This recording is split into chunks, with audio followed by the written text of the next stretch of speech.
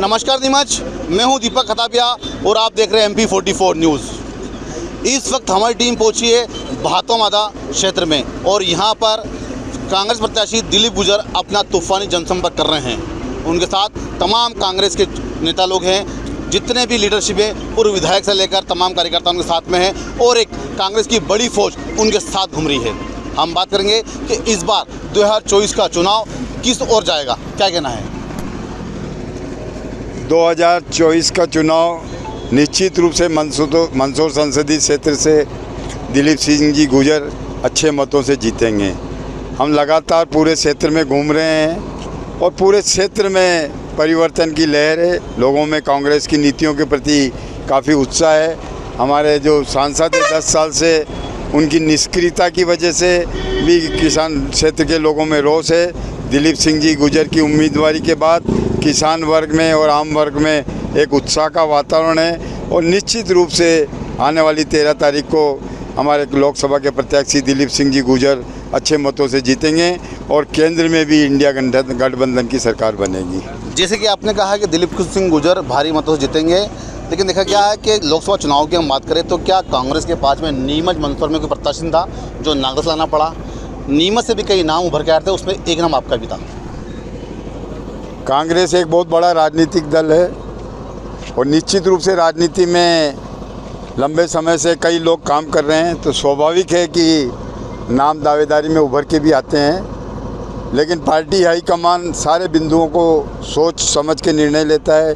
जीत की संभावना क्या है, चुनाव की परिस्थितियाँ क्या हैं। जो व्यक्ति लगातार 4 बार विधानसभा का चुनाव जीता है, तो पार्टी हाईकमान ने उनकी कार्यप्रणाली, उनकी लोकप्रियता का आकलन किया है। और बाहरी हम इसलिए नहीं कह सकते हैं कि पिछले कई समय से वो मंदसौर ज़िले के भी संगठन के प्रभारी रहे हैं, नीमच ज़िले में आते रहे हैं और कांग्रेस का हाईकमान ने जो निर्णय लिया है निश्चित रूप से उसका प्रत्येक कांग्रेस कार्यकर्ता स्वागत करता है। वो कोई बाहरी नहीं है और निश्चित रूप से हर कार्यकर्ता और हर आम नागरिक ने उनको स्वीकार किया है।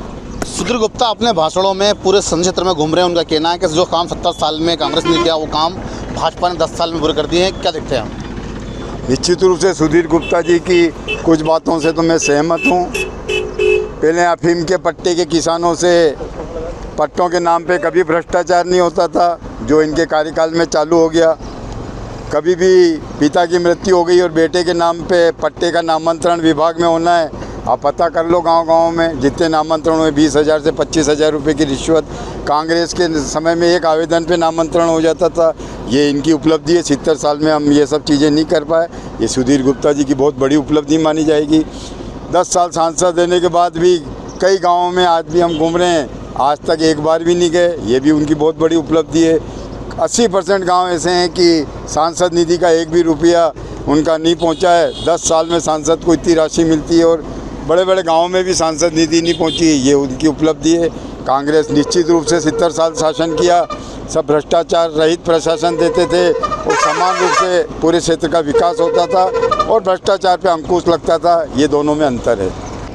मतदान का दिन जैसे जैसे नज़दीक आ रहा है, दोनों ही पार्टियों ने जनसंपर्क तूफानी कर दिया है और यहाँ पर कांग्रेस का तूफानी जनसंपर्क चल रहा है। हमारे साथ में जिलाध्यक्ष अनिल चौरसिया, उनसे बात करेंगे कि आखिर मतदान का दिन नज़दीक आ रहा है, क्या कहना है।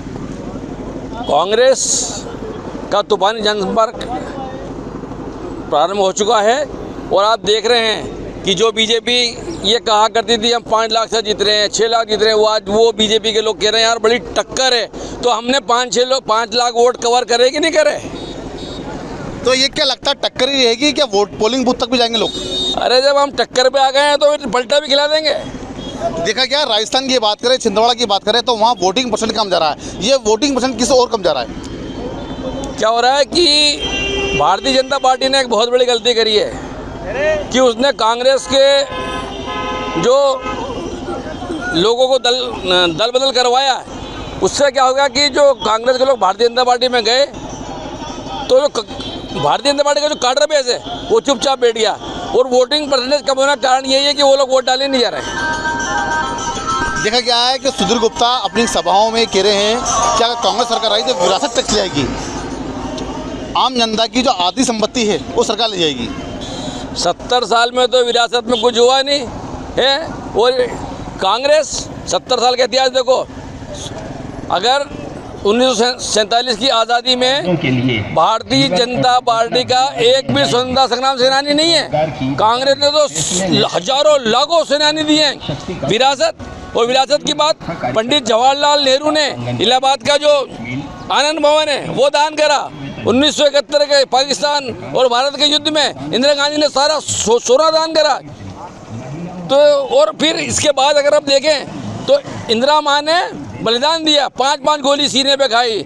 राजीव गांधी जी ने आतंकवादी से लड़ते हुए छीना छलनी हो गया उनका। तो ये क्या लगता है इस बार लोकसभा चुनाव की बात करें तो क्या लगता है कि संसद क्षेत्र की बात करें दिल्ली में इस बार सरकार किसकी होगी?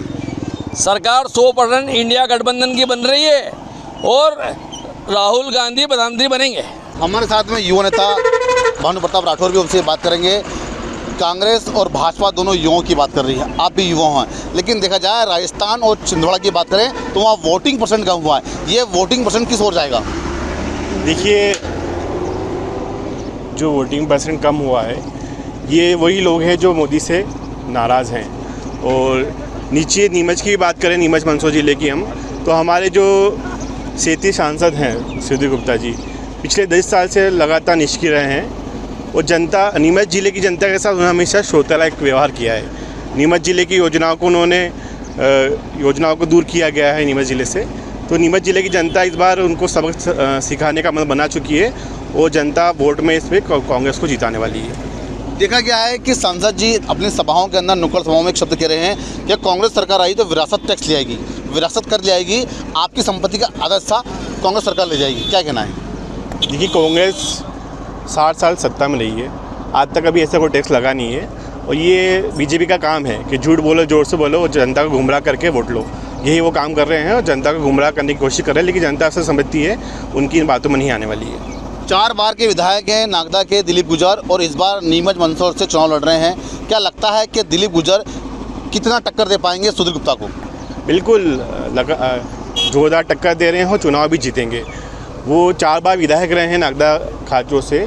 उनकी जो कार्य करने की जो प्रक्रिया है और उनकी जो क्षमता है वो सभी लोग, नागदा के लोग भी जानते हैं। और लगातार नीमच मंदसौर ज़िले में भी वो प्रभारी बन के यहाँ आते रहे हैं। यहाँ हमारे कार्यकर्ताओं से, कांग्रेस जनों से और जनता के बीच वो रहे हैं और निश्चित ही चुनाव जीत के वो आएंगे।